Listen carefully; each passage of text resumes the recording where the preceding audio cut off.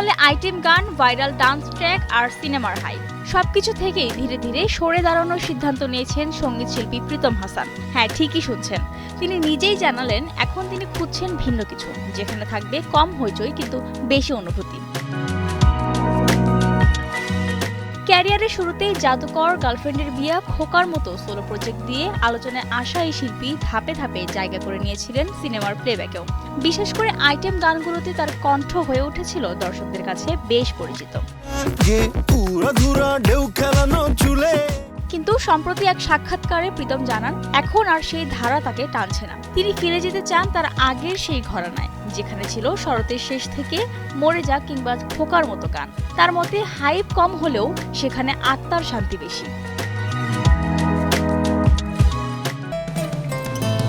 Bashundhara tissue অশুদ্ধতার বিরুদ্ধে এক বিন্দুও ছাড় নয়।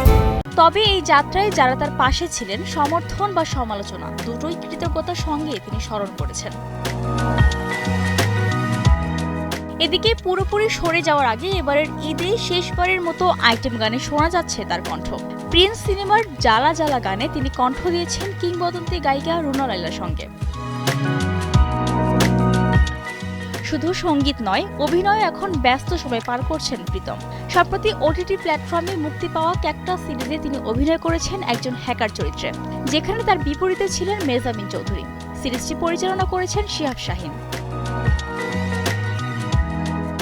সব মিলিয়ে বলা যায় হাইপের ভিড় থেকে একটু দূরে সরে গিয়ে নিজের ভেতরের শিল্পীটাকেই নতুন করে খুঁজে পেতে চাইছেন প্রীতম হাসান। বৃষ্টি রানী দাস, কালের কণ্ঠ।